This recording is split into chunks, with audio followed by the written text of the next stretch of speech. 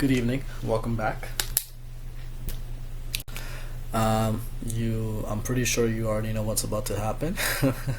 We're gonna summarize Module 15 for the Real Estate Salesperson Program delivered by Humber. And if you have been watching my previous videos, you know that I've already covered the last 14 modules. I hope you checked that out and hope you learned something. So let's not waste any time and let's get back to summarizing Module 15. Module 15 is basically introducing a residential agreement of purchase and sale. So the whole module just talks about the purchase and sale agreement. So lesson 1, the parties, property description, purchase price, and deposits, right? We're going to click on it and go right to the end.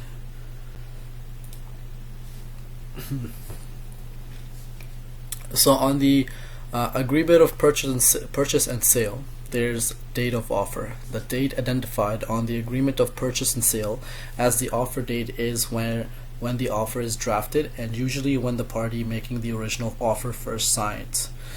The date would not change as the offer is addressed by other parties. The date of offer will also be referred to on any attached schedule or additional trade related documents.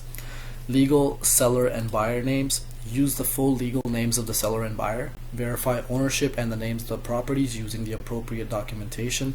Other considerations for seller and buyer names include corporation, partnership, estate trustee, power of attorney. Ensure proper documentation is obtained for each. Real property. To ensure the correct property is being transferred, the following information is included in an offer: municipal address, side of the road the property fronts on, municipality, lot size, legal description including easements. Ensure the property description is accurate. Make sure you verify details using source documents.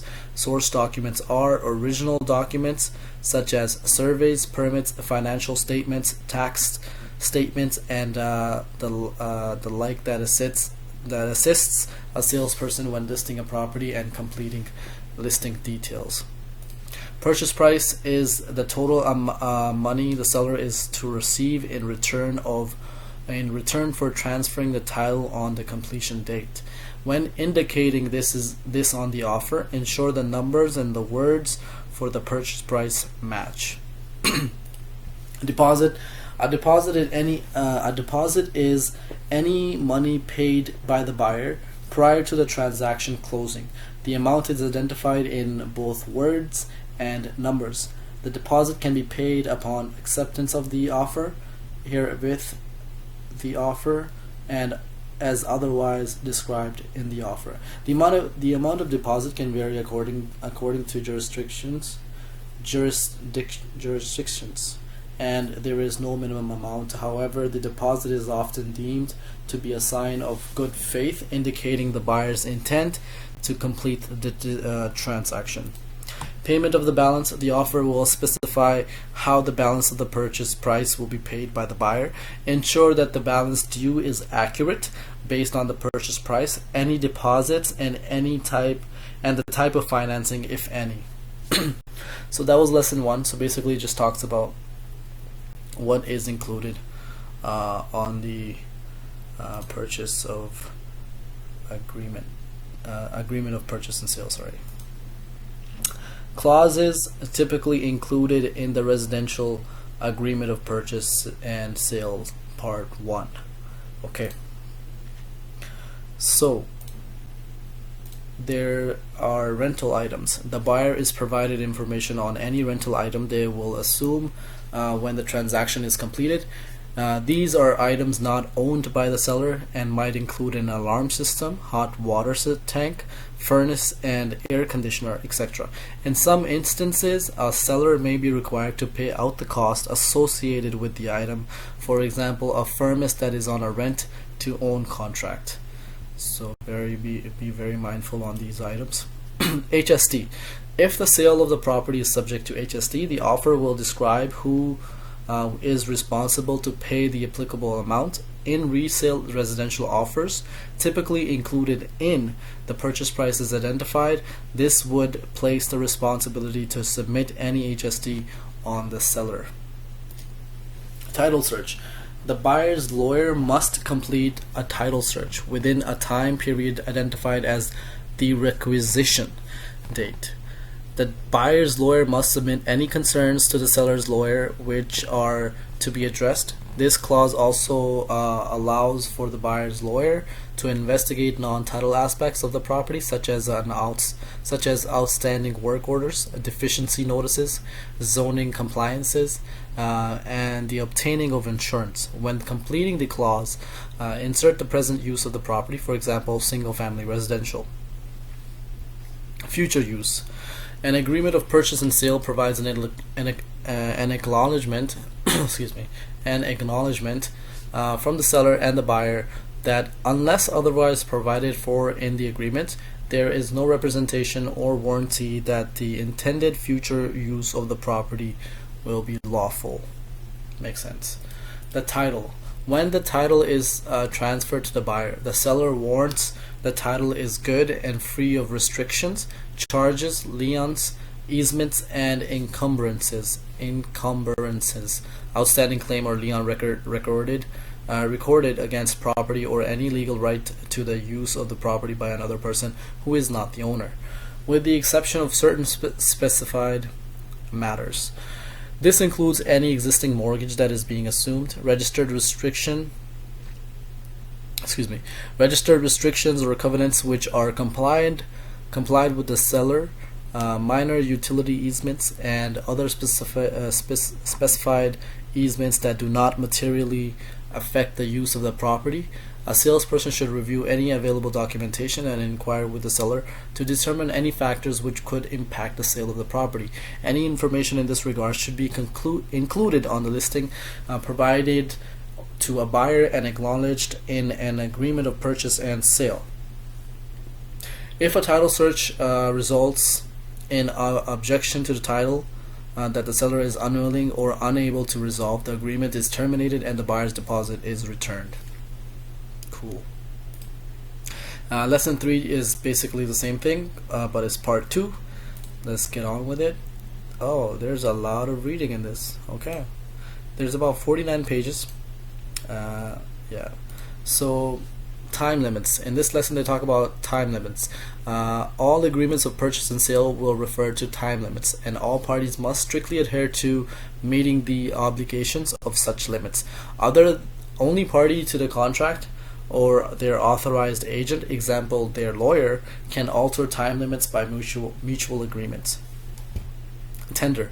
Each party must be able to demonstrate they are ready, willing, and able to complete the transaction. In the case of one party not being able to complete the transaction, the other party would show the intent to fulfill their obligation. For the buyer, they must be able to provide the closing funds, and for the seller to produce the transfer / deed. Family Law Act.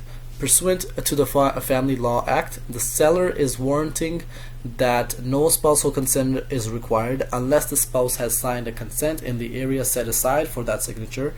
Spousal consent is required when the property is matrimonial home and one spouse only is on the title. The non-title spouse is asked to provide their consent to the sale. Cool. UFFI. The agreement of purchase and sale provides a representation and warranty by the seller that any building located on the property does not contain nor has ever contained urea formaldehyde foam insulation. If this is not the case, or the seller is not able to provide that representation or warranty, an additional clause should be added to the agreement of purchase and sale. Legal, accounting, and environmental advice. The seller and the buyers acknowledge the brokerage and the salesperson are not providing legal, tax, or environmental advice. In these instances, the party should be advised to seek independent professional advice. Consumer reports. To comply with the requirements of the Consumer Reporting Act, the buyer is being advised that a report containing credit and or personal information may be referred to for the transaction. Agreement in writing. There are several aspects of the agreement that must be defined in the agreement. If there is a conflict or discrepancy between any of the pre-printed clauses and anything that has been added to the agreement, the information added takes precedence over any preset clause. The parties also agree that nothing has been said or done to bring them to a mutual agreement other than specifically provided for in the agreement. The terms seller and vendor have the same meaning, as do buyers and purchaser, and any legislation that refers to vendors and purchaser would be applicable if though alternate terms have been used. Finally, any reference to gender or number is to be read and understood according to the context of the content. Time and date. Any time and date referred to in the agreement of purchase and sale is the time and date of the property location, not the time or location of the party signing the agreement.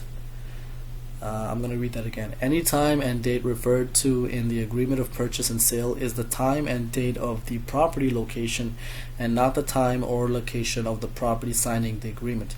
This is important as areas in Ontario are located in different time zones and some areas do not revert to daylight saving time.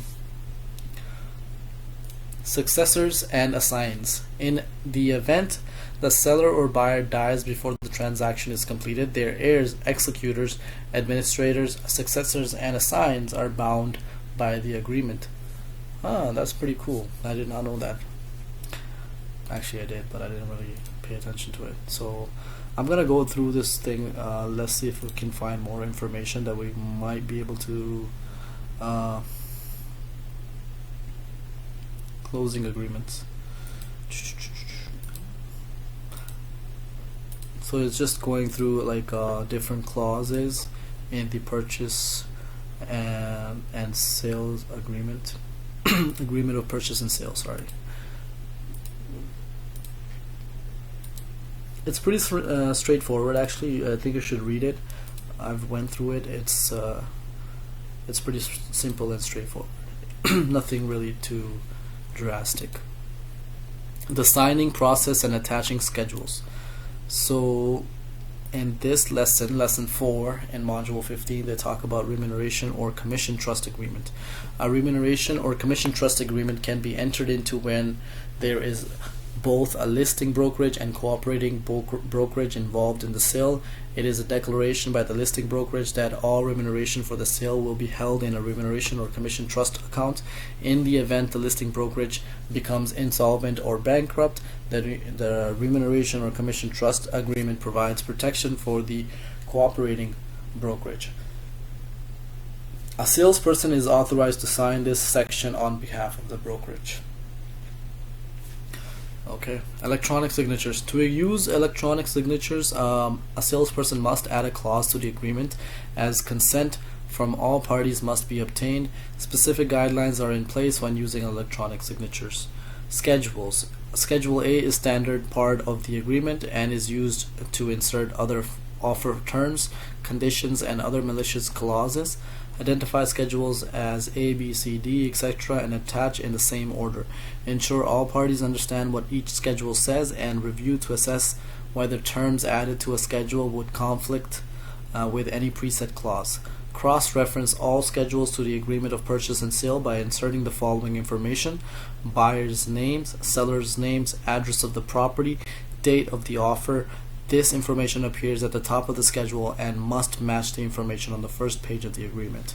Balance due on closing. All agreements must include a clause that addresses the balance due on closing. Options exist for an appropriate clause to be inserted. However, if the agreement contains an assumed mortgage or a seller take-back mortgage, a specific clause is to be used. So that was lesson 4, pretty straightforward. Lesson 5 is the summary practice activities, and a module summary. We'll go through, we'll look at it, see if we missed anything. Maybe they have some other stuff that we can learn. It's basically everything we've talked about.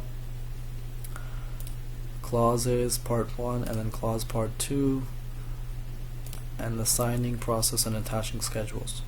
Okay, yeah, so that was lesson sorry, that was module 15. I hope you learned something. Um, that's it. If you like it, leave a comment, leave a like. If you don't like it, leave me a comment. Tell me what I can improve on, and I will try my best. The reason why I'm making these videos is because I'm trying to learn. This is the best way for me to learn, actually. So I'm hoping that if you're listening to me or watching these videos, I may be able to help you out as well. So thank you for listening, thank you for watching, and have a good night. Bye.